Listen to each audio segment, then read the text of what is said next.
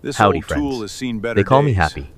I've Kinda spent like you most of and my me, 50 big years guy. out here in the wild, sharing my But it still campfire with gets the the wolves job and the done. deer. Animals always remember a kindness, but humans? Sometimes they forget. Tonight, I want to tell you a tale from the freezing winds of Duluth. It's about a struggling father, an old rusted wrench, and a severe blizzard that proved human grace still exists. Pull up a log, get warm, and listen. By the way, where in the world are you listening to this story from? Let me know in the comments below, and please hit that subscribe button for more tales by the fire. The twilight over Duluth, Minnesota, doesn't just fall. It descends like a heavy iron curtain. The wind howling off Lake Superior carries a bone-deep, unforgiving chill that finds every crack My in the store, my weather-stripping family, I Miller's can't hardware. choose. It is You the will kind of choose. cold that makes Pay a man what you owe. question why Please, his they're my ancestors family. ever Don't hurt stopped them. walking west. The demand stands. A bitter Pay by frost dawn. that freezes not just the roads, but the hope of the people living at the edge of the water. I am Wilder. I have sat quietly in the corners of this town for longer than most can remember, watching the seasons change and the people break or bend under the weight of this northern life. If you want to understand what it means to be pushed to the very edge of endurance, you need to look at the Millers. Inside the dimly lit hardware store, the air is thick with the smell of rust, fresh sawdust, and the sharp, earthy tang of fertilizer. Lying on a worn braided rug near the humming space heater is Buster. Buster is a 12-year-old golden retriever whose muzzle has completely surrendered to the color of powdered snow. He has an arthritic limp in his left hind leg from a misjudged leap off a porch many years ago, and his eyes carry that milky, patient wisdom only old dogs possess. He doesn't bark at the wind anymore, he just sighs, a low, rumbling vibration of a creature that has accepted the cold as an undeniable fact of life. He rests his heavy chin on his paws, keeping a loyal, silent watch over the man behind the counter. That man is Arthur Miller. Arthur is 44, though the deep, harsh grooves framing his mouth and the silver threaded aggressively through his dark, unruly hair suggest a man a decade older. He possesses the broad, stooped shoulders of a man who has spent a lifetime lifting things much heavier than himself. His hands are a living map of his labor calloused, permanently stained with dark engine grease at the cuticles, and marked with a jagged white scar across his left thumb. Arthur used to have a laugh that could warm up a room, but ever since his wife, Eleanor, died in a brutal pileup on Interstate 35 4 years ago, that easy smile was buried right alongside her. Losing her turned him into a man operating on a single, fragile battery. He has spent the last 4 years trying desperately to be both a mother's gentle, guiding hand and a father's sturdy, unbending spine to his only daughter. Right now, however, that spine is dangerously close to snapping. Arthur's rough hands are trembling slightly as they press down on a stack of final notice envelopes and a red-stamped foreclosure warning from the regional bank. The ink on the paper looks like a formal death sentence to the quiet American dream he had meticulously built. He had promised Eleanor, whispering into the sterile air of her hospital room, that he would send their girl to the state university. But looking at the brutal, undeniable math on the counter, that dream is bleeding out. The harsh, mechanical trill of the rotary phone suddenly shatters the quiet, making old Buster twitch in his sleep. Arthur clears his throat, wipes his hands on a rag, and picks up the receiver. On the other end of the line is Richard Sterling.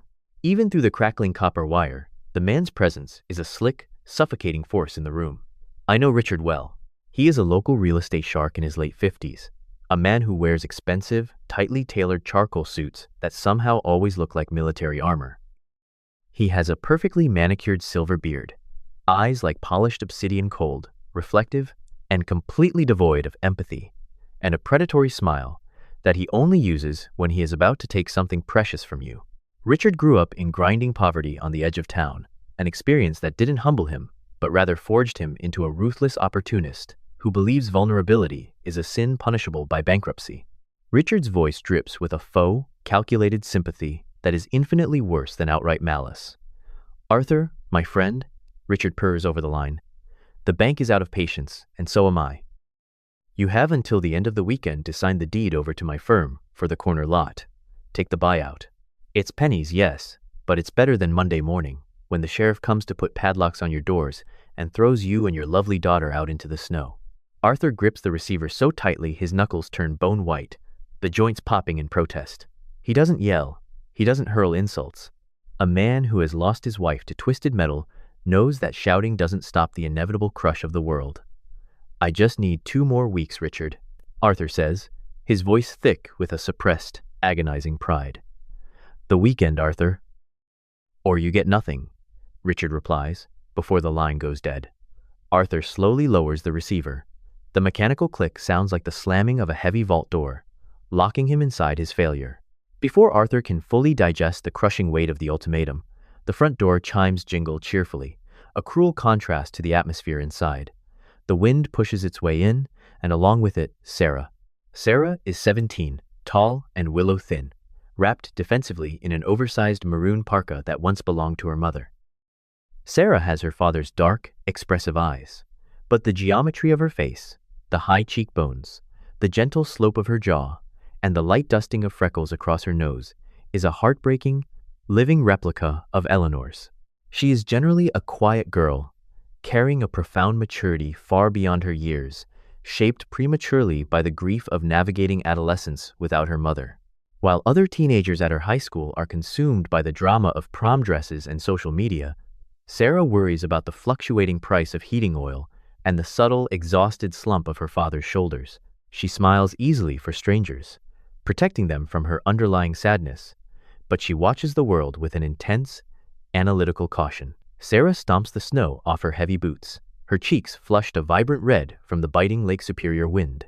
Her heart is racing, but for the first time in months, it is out of pure, unadulterated joy. She unzips her faded canvas backpack, reaching inside. Her cold fingers brush against a thick, premium cream-colored envelope. It is the acceptance letter from the state university, complete with a partial academic scholarship. It is the golden ticket. It is everything Arthur has broken his back to achieve for her, the ultimate validation of their shared grief and struggle. But as she pulls the envelope halfway out of her bag, ready to shout the good news, she stops. She looks up and really looks at her father.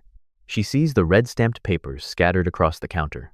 She sees the way he is leaning heavily against the register, his head bowed, his hands covering his face in a posture of utter, devastating defeat.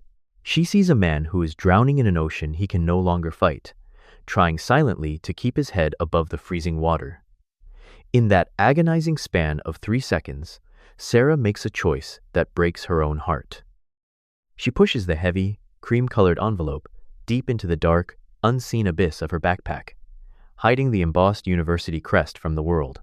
Instead, her fingers frantically search for and find a single flimsy piece of paper she had picked up from a diner on her way home.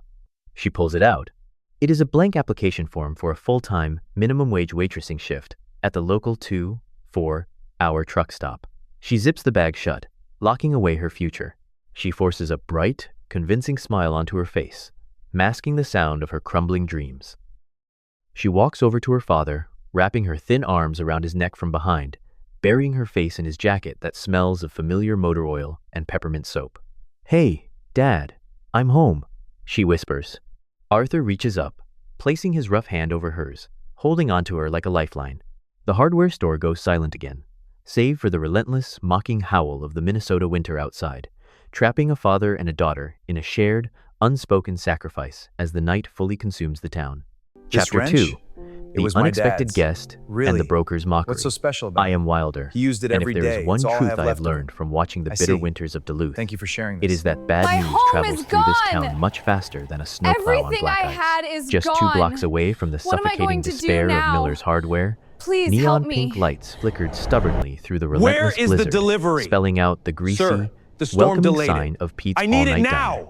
Sarah had I not can't waited change for the tomorrow. weather. Driven by the Find a terrifying way. image of her father drowning in debt, she had immediately marched into the diner and pleaded with the owner for a trial shift this very evening. Pete, a burly, balding Greek immigrant in his late 60s, with a stained white apron, a booming voice, and a heart made of melted butter, had taken one look at the desperate, unshed tears in the young girl's eyes, and silently handed her a notepad. The diner was a symphony of clattering silverware, the hiss of the grill, and the heavy scent of burnt coffee and fried onions. As Sarah wiped down the cracked, sticky vinyl of Booth 4, trying desperately to ignore the exhaustion already seeping into her teenage bones, a loud, arrogant laugh erupted from the VIP booth tucked in the dimmest corner of the room. It was a laugh she recognized immediately. It was Richard Sterling. Sterling was holding court, surrounded by empty plates and half-filled glasses of cheap bourbon. Sitting directly across from him was a new face, Marcus Thorne. Marcus was a junior city zoning official, a man with a weaselly, nervous posture, a receding hairline, and the distinct, shifty look of an opportunist who gladly accepted under-the-table envelopes to look the other way. Sterling leaned forward, the overhead pendant light catching the cruel, predatory glint in his obsidian eyes. He was speaking loudly, entirely unconcerned with who might overhear him in this working-class establishment. "Tomorrow morning, Marcus, the deal is completely done," Sterling gloated, swirling the amber liquid in his glass as if he held the fate of the town in his palm. "I am swallowing Miller's Hardware whole. The bank officially forecloses at dawn. My firm buys the lot for a microscopic fraction of its value by noon, and we bulldoze that pathetic, rotting shack before the first spring thaw. The old man is completely broken. He doesn't have a single move left to make, and he knows it." A few feet away, Sarah froze. The wet, soapy rag slipped from her trembling fingers, hitting the checkered linoleum floor with a dull, pathetic slap. The sheer, suffocating malice in Sterling's boast hit her chest much harder than the freezing Lake Superior wind ever could. A terrifying, intoxicating cocktail of absolute helplessness and a burning, protective rage flooded her veins. She stared at the men in the booth, these immaculate vultures, cheerfully circling the dying carcass of her father's lifelong labor, and realized, with sudden, crystal clarity, that staying here, pouring coffee for the town, while her father suffered alone in the dark, felt like a treasonous act. She couldn't breathe. Without uttering a single word, Sarah fiercely untied her apron, tossed it onto the counter near a bewildered Pete, and bolted out the heavy glass doors. The blizzard instantly swallowed her small frame, the biting cold whipping brutally against her tear-stained cheeks like broken glass. But she didn't care. She just needed to run. She needed to get back to the store, to stand beside her father when the world finally collapsed on top of them. Meanwhile, the suffocating, dusty isolation inside Miller's Hardware was suddenly broken by a sound that did not belong on this side of town. It was the low, powerful, synchronized rumble of a highly expensive engine. Outside the frosty front window, the heavy curtain of snowfall briefly parted to reveal a pristine, black Lincoln Navigator idling smoothly in the dim yellow glow of the street lamp. It looked like a sleek spaceship that had mistakenly landed in a rusted junkyard. Inside the store, old Buster the Golden Retriever lifted his heavy head from his paws, his ears perking up. Unlike his usual wary grunts at strangers, the dog gave a soft, curious thump of his tail against the floorboards. The brass wind chimes above the front door jingled wildly, a chaotic alarm as the heavy glass was pushed open, letting in a swirl of white snow. A man stepped inside, entirely alien to the aisles of cheap snow shovels, rusted nails, and bags of rock salt. This was Jonathan Vance. He was in his early 30s, possessing a commanding yet remarkably gentle physical presence. He was dressed meticulously in a bespoke, tailored navy blue suit that draped flawlessly over his broad shoulders, paired with a charcoal cashmere overcoat that easily cost more than Arthur Miller's entire annual profit margin. Yet, despite the undeniable, overwhelming aura of immense wealth radiating from his attire, there was absolutely no arrogance in his posture. He had sharp, highly intelligent facial features, a strong, clean-shaven jawline, and warm, steady amber eyes. As Jonathan walked into the store, he surveyed the rundown, desperately struggling environment, not with the pity or thinly veiled disgust of a billionaire, but with a profound, almost reverent respect. Arthur, still standing paralyzed behind the cash register with the crushing weight of his red stamp foreclosure notices surrounding him, looked up in sheer, utter confusion. He instinctively wiped a grease-stained hand nervously on the side of his worn denim jeans, sizing up the stranger. "We're just about closed for the night, mister," Arthur said, his voice gravelly and hollow from disuse and mounting fatigue. "But if you've got an emergency on the road, what can I help you find?" Jonathan Vance slowly stopped at the counter. He unbuttoned his heavy cashmere coat with deliberate care and removed his supple black leather gloves, placing them neatly on the scratched glass surface. He looked past the cash register, his amber gaze lingering softly and deliberately on the old, faded photograph of Arthur and young Sarah smiling on a fishing trip, the only bright thing left in the room. Finally, he shifted his attention back, meeting Arthur's weary, defeated eyes. "Are you Arthur Miller?" Jonathan asked, his voice deep, resonant, and entirely polite, devoid of any corporate condescension. I am Jonathan Vance, Chief Executive Officer of Vance Industries. Arthur's thick brow furrows deeply.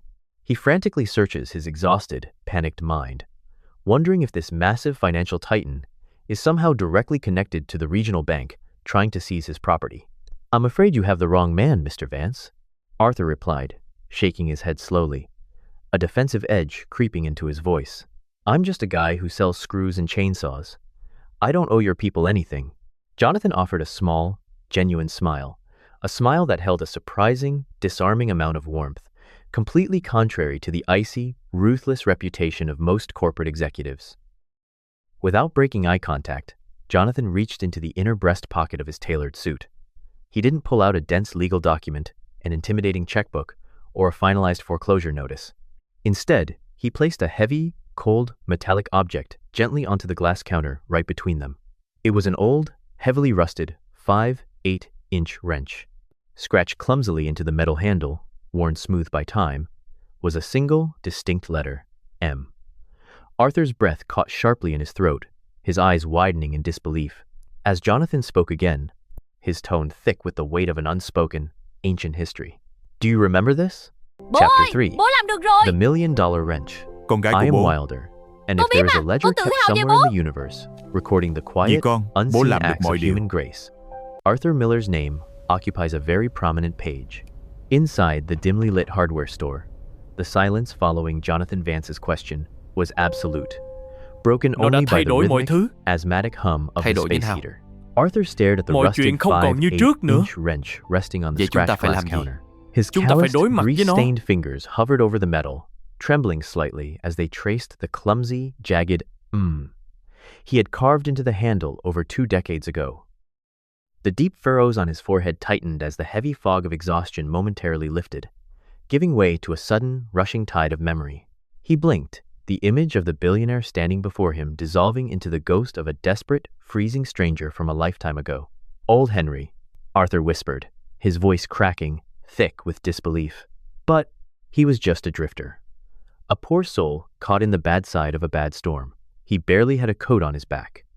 Jonathan Vance nodded slowly, the amber warmth in his eyes shining with profound reverence as he looked at the weathered hardware store owner. He was a drifter on that particular night, yes, Jonathan replied, his baritone voice filling the dusty room.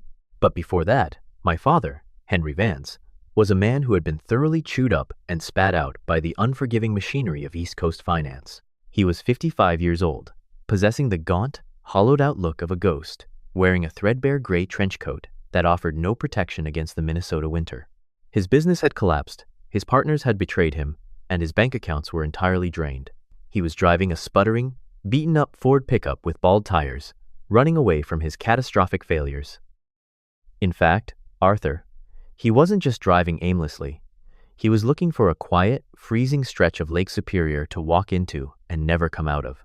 Clinical depression and absolute financial ruin had convinced him that the world was better off without him.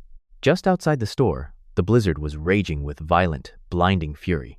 But Sarah Miller pushed through it, her maroon parka coated in a thick layer of white frost.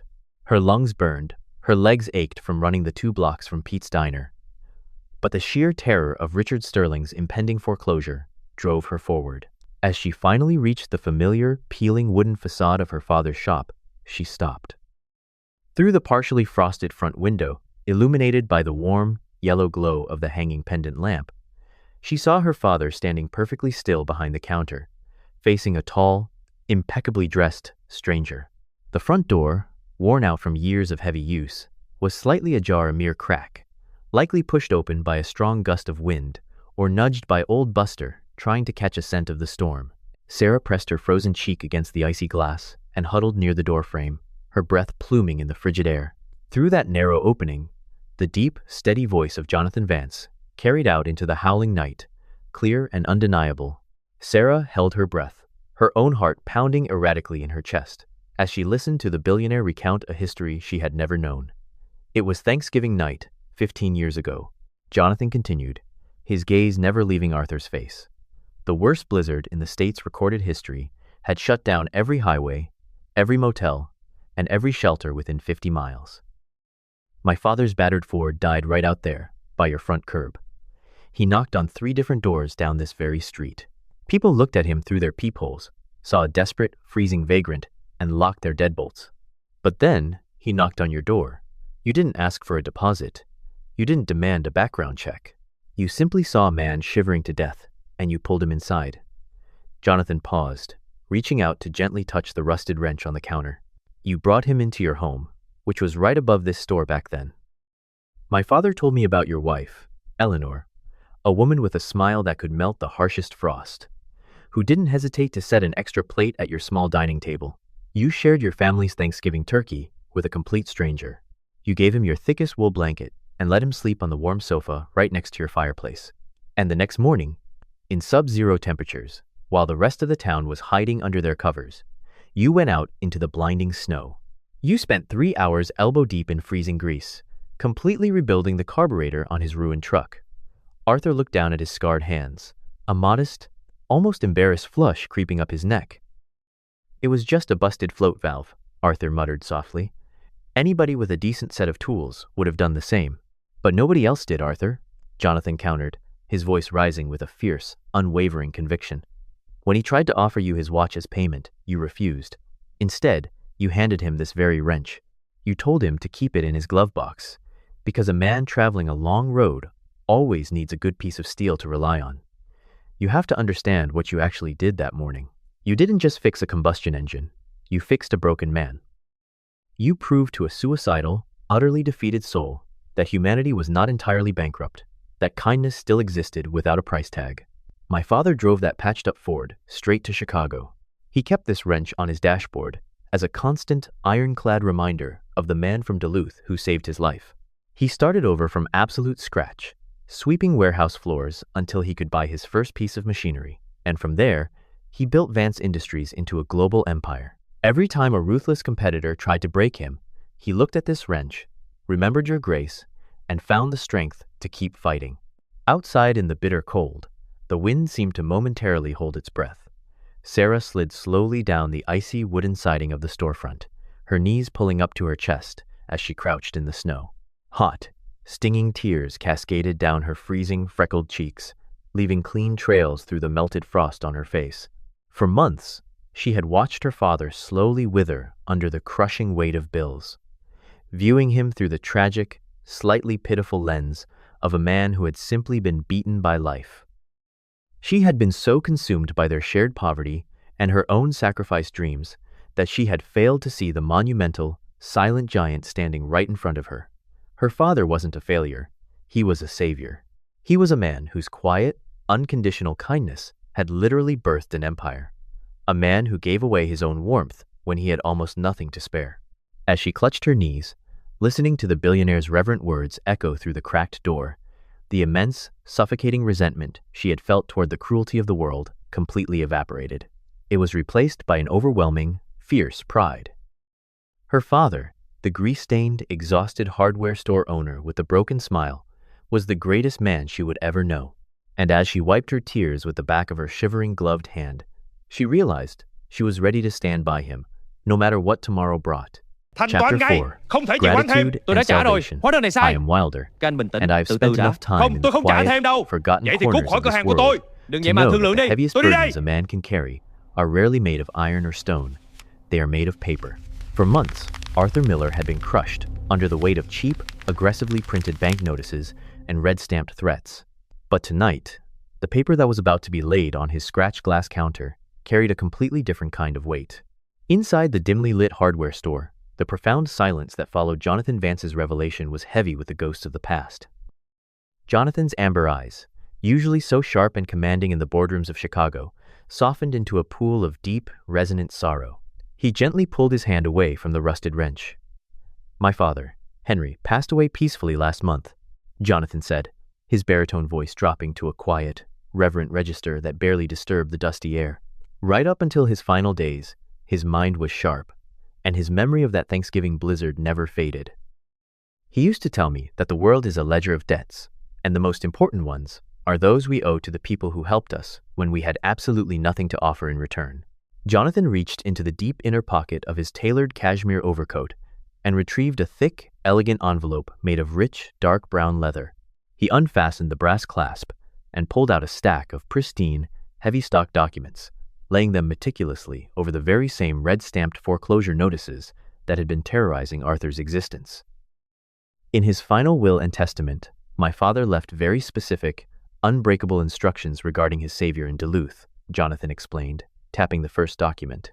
Vance Industries has officially purchased the entirety of your commercial and residential mortgage from the regional bank. We didn't just pay off the arrears, Arthur. We bought the debt outright and dissolved it. This building, the land it sits on, and the home above it belong to you, free and clear. The deed is fully transferred and notarized in your name. Jonathan then slid a second, equally thick document forward.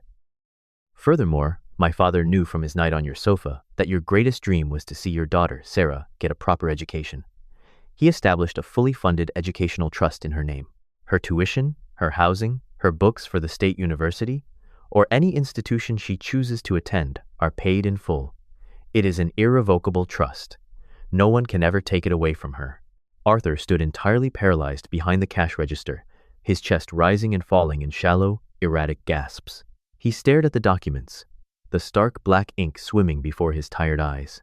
His rough, calloused hands gripped the edge of the counter so tightly his knuckles turned a translucent white. In America, men like Arthur are taught that salvation only comes from breaking your back, from bleeding into the soil until it finally yields a meager harvest. The concept of a miraculous, unconditional rescue was so foreign to him that his brain violently rejected it. I can't take this," Arthur stammered, his voice thick with a chaotic mix of overwhelming emotion and stubborn, deeply ingrained working-class pride. He forcefully pushed the leather envelope back toward the billionaire. "Mr. Vance, I am so deeply sorry for the loss of your father. He was a good man. But I can't accept millions of dollars for a plate of turkey and a rebuilt carburetor. It isn't right. It was just a night's work. I didn't do it for a reward." Jonathan stepped closer, his expression fiercely compassionate, raising a hand to stop Arthur from pushing the papers away. "You didn't fix a carburetor, Arthur. You saved a life. My father's empire, my very existence, the thousands of employees who feed their families working for Vance Industries. None of it exists if you don't open your door that night. You are not taking charity.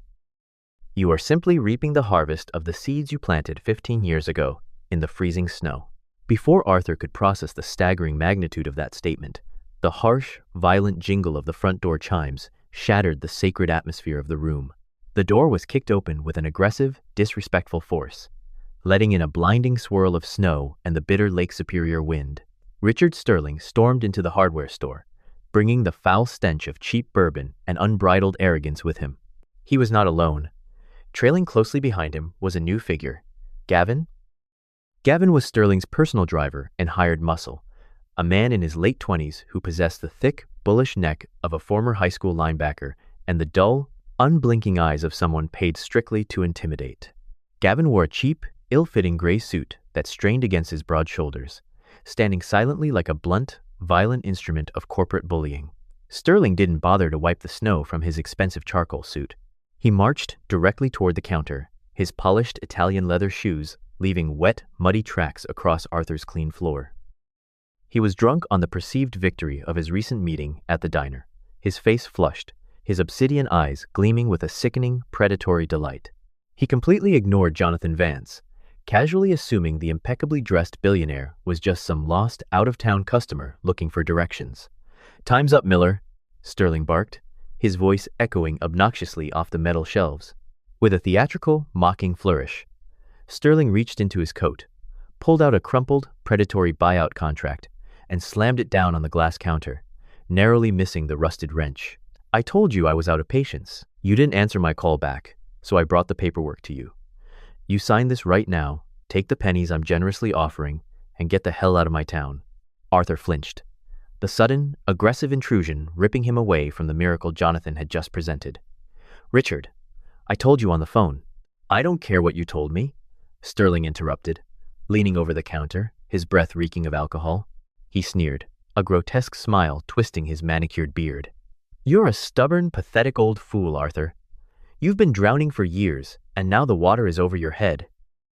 If my name isn't on the bottom of this deed, By tomorrow morning, the county sheriff is going to be standing exactly where I am at 8 a.m. sharp.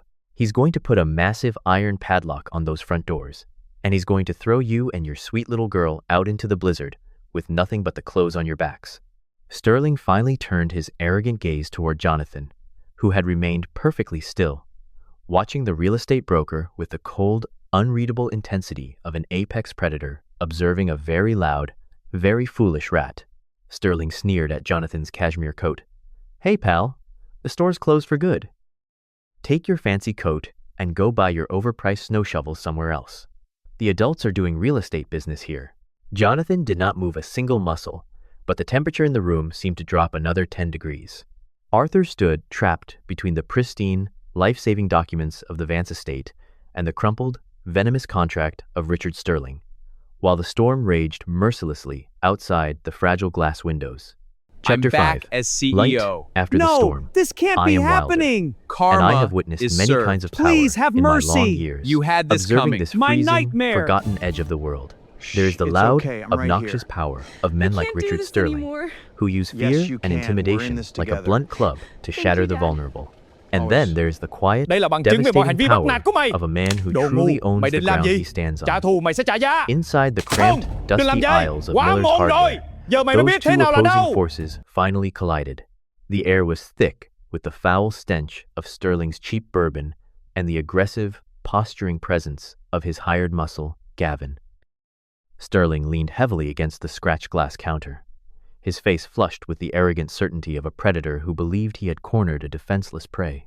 He sneered at Jonathan Vance, completely dismissing the billionaire's tailored cashmere and quiet authority as the pretentious costume of a lost tourist. Jonathan Vance did not raise his voice. He did not step back. Instead, he slowly turned his body to face the real estate broker, his amber eyes narrowing into a gaze so piercing and utterly devoid of fear that even the hulking Gavin instinctively shifted his weight uneasily. Jonathan reached into the breast pocket of his bespoke navy suit and, with deliberate, agonizing slowness, withdrew a sleek, matte black business card. The card bore no flashy logos, only a single, heavily embossed gold V, and a name printed in sharp, elegant typography.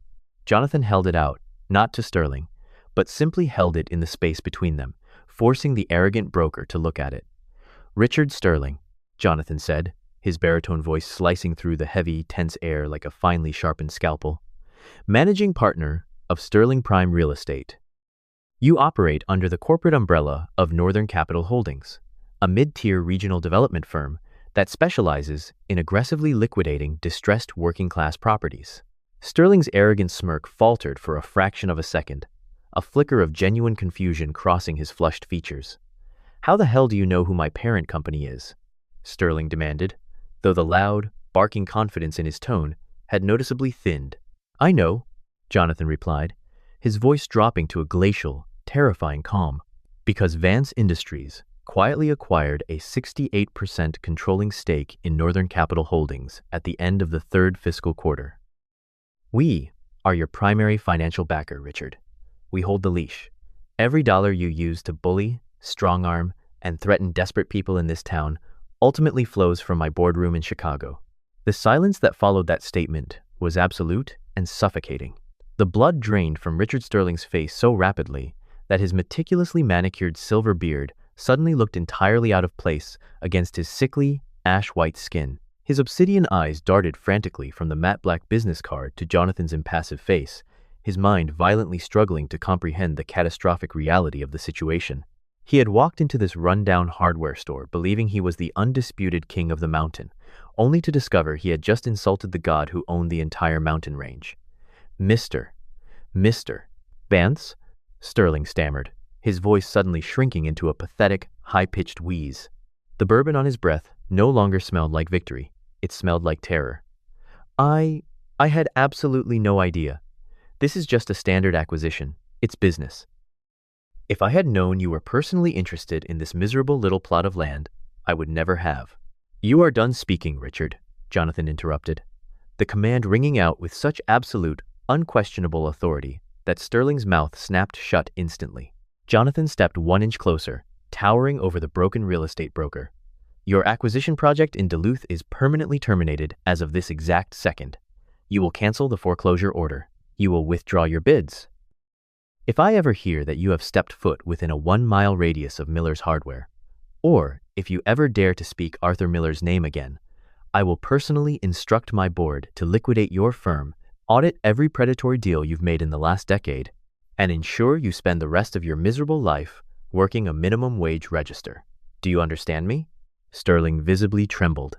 The towering bully, who had terrorized the Miller family for months, was reduced to a cowering, pathetic shell in less than 60 seconds. He nodded frantically, unable to form a coherent word. He blindly reached out, snatched his crumpled, predatory contract off the glass counter, and practically tripped over his own expensive Italian shoes as he scrambled backward. He grabbed the bewildered Gavin by the sleeve of his cheap gray suit, and the two men fled toward the exit. They shoved the heavy glass door open and bolted into the howling blizzard, swallowed entirely by the dark, freezing night, leaving behind nothing but the melting snow from their boots. As the wind chimes above the door settled their chaotic ringing, the door was pushed open once more. This time, it wasn't a threat that entered the store, but a lifeline. Sarah Miller rushed inside, her breathing heavy, her maroon parka covered in a thick layer of white frost. Her dark, expressive eyes, the very replica of her late mother's, were wide and shining with a torrent of unshed tears. She had run all the way back from Pete's Diner, her heart pounding with the desperate need to stand beside her father at the end of the world. She saw Arthur standing behind the counter, staring in absolute shock at the empty space where Sterling had just been, the heavy leather envelope of salvation still resting near the rusted wrench. "Dad!" Sarah cried out, her voice breaking. She didn't care about the stranger in the cashmere coat standing nearby. She rushed behind the counter and threw her arms around her father's neck, burying her frozen face into his grease-stained work jacket. Arthur instinctively wrapped his thick, calloused arms around his daughter, holding her tightly as the adrenaline and terror of the evening finally began to ebb away. Sarah pulled back slightly, her hands trembling violently as she reached into the pocket of her parka.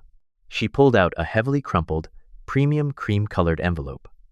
The seal of the state university was wrinkled and torn at the edges. "I heard what Sterling said at the diner. Dad," she sobbed, the words tumbling out of her in a desperate, breathless rush. "I heard him bragging about taking the store. I was so scared. I hid this from you today. It's my acceptance letter to the state university. I was going to throw it away. I applied for a full-time waitressing job tonight because I couldn't bear to watch you drown trying to pay for my dream. I was going to give it all up."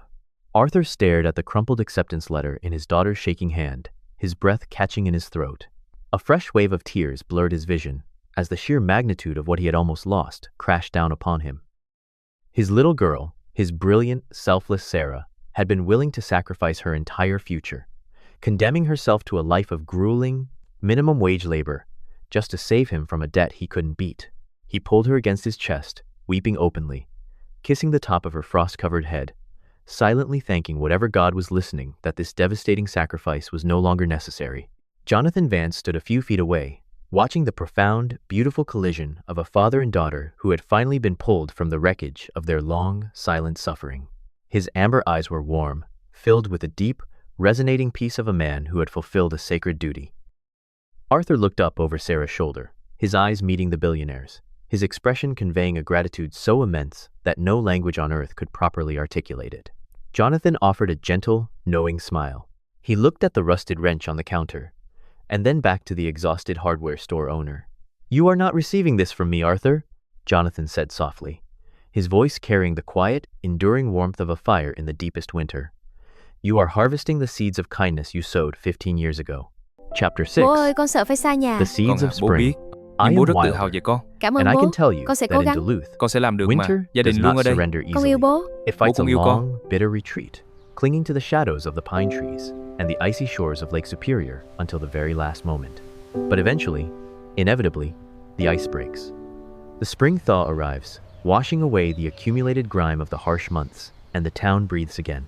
Several months had passed since that miraculous, stormy night, and the physical transformation of Miller's Hardware was nothing short of extraordinary. Under the bright, golden morning sun of late spring, the building practically hummed with new life. The peeling, water-damaged wooden facade had been entirely replaced with rich, varnished cedar siding. The front windows, once heavily frosted and lined with cracks, were now pristine expanses of reinforced glass that let the morning light flood into the aisles. The rusty, squeaking hinges of the front door had been repaired, and a brand new, hand-painted wooden sign hung proudly above the entrance.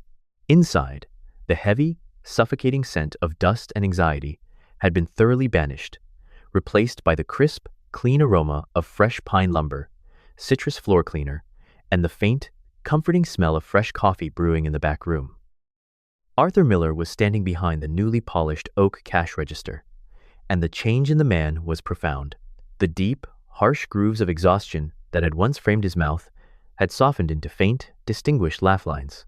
His broad shoulders, previously stooped under the crushing weight of impossible debt, were straight and relaxed. He was still wearing his trademark denim jeans and a flannel shirt, his hands still bearing the calluses and faint grease stains of a working man. But the fragile, desperate energy that used to consume him was entirely gone. Lying on a brand new, thick, orthopedic dog bed in a patch of warm sunlight near the front window was Buster. The old golden retriever seemed to have reverse-aged. His arthritic limp was less pronounced now that he didn't have to sleep on freezing, drafty floorboards, and he occasionally offered a happy, contented woof at the passing cars. Arthur wiped down the counter with a clean rag, his eyes naturally drifting toward the most important addition to the store. Resting prominently on the counter, right next to the beautiful, silver-framed photograph of his late wife, Eleanor, was a custom-made, velvet-lined mahogany shadow box. Enclosed securely behind the thick glass of the box was the heavily rusted 5/8-inch wrench with the clumsy M scratched into its handle. It was no longer a discarded tool. It was a revered family heirloom, a silent, ironclad monument to the night that had ultimately saved their lives. As the lush green of summer gently surrendered to the crisp, amber hues of early autumn, a new kind of anticipation settled over the Miller household. The morning air was sharp and cool, carrying the familiar scent of fallen leaves and distant wood smoke. Arthur was standing in the driveway beside his reliable, slightly dented blue Ford station wagon, checking the oil and wiping the dipstick with meticulous care. The trunk and the back seat were already packed to the brim with cardboard boxes, thick winter blankets, a new desk lamp, and everything else a young student could possibly need. Sarah emerged from the front porch, carrying her last duffel bag. The transformation in her was just as breathtaking as the renovation of the store. The heavy, protective maroon parka of her grief had been traded for a bright, tailored State University sweatshirt. The crushing, premature burden of adult financial terror had been entirely lifted from her shoulders, allowing the natural, vibrant light of a 17-year-old girl to finally return to her dark, expressive eyes. She was no longer a girl desperately calculating the cost of heating oil. She was a brilliant young woman eagerly stepping toward the bright, expansive horizon of her future, her tuition fully paid, her mind entirely free to dream. Before Arthur could close the trunk, the familiar, rhythmic squeak of a mail cart echoed down the quiet street. Tom, the local mail carrier, strolled up the driveway.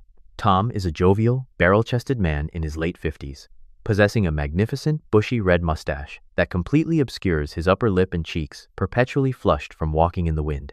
He has walked this specific delivery route for 20 years, whistling old jazz tunes through rain, sleet, or snow, his cheerful disposition entirely weatherproof. Tom had known the Millers for years, having delivered the devastating foreclosure notices in the past, and he was thoroughly delighted to see the family thriving. "Morning, Arthur. Morning, Sarah." "Heading off to the big leagues today, I see?" Tom boomed enthusiastically, stopping his cart. He rummaged through his canvas bag and pulled out a small, elegantly wrapped rectangular package, wrapped in thick, midnight blue paper. "Got a special delivery here. Priority registered mail, all the way from Chicago, addressed specifically to the future college graduate." Sarah blinked in surprise, wiping her hands on her jeans before taking the small package. Arthur closed the trunk and walked over, resting a warm, calloused hand on his daughter's shoulder as she carefully untied the silver ribbon. Beneath the wrapping paper was a sleek, polished wooden presentation box. Sarah opened the brass latch. Resting on a bed of white satin was a breathtaking, heavy-barreled silver fountain pen. Delicately engraved along the side of the polished metal, in beautiful, flowing cursive, was her name, Sarah Eleanor Miller. Tucked into the lid of the box was a thick, premium cream-colored card, bearing the embossed golden V of Vance Industries. Sarah pulled the card out with trembling fingers and read the handwritten note aloud, her voice thick with emotion. To Sarah, the world requires brilliant minds, but it desperately needs kind hearts. Never forget the extraordinary man who raised you. Write your own beautiful future. Congratulations on your enrollment. Yours truly, Jonathan Vance. A profound, glittering silence fell over the driveway. Sarah looked up from the card, her eyes shining with tears of pure, unadulterated joy, and met her father's gaze. Arthur smiled. A deep, resonant smile that finally reached his eyes, erasing the last lingering shadows of their difficult past. He pulled his daughter into a tight, secure embrace, the heavy silver pen clutched safely in her hand. Standing there in the cool autumn breeze, surrounded by the quiet beauty of a town that had almost broken them, Arthur and Sarah Miller fully realized the profound truth of their journey.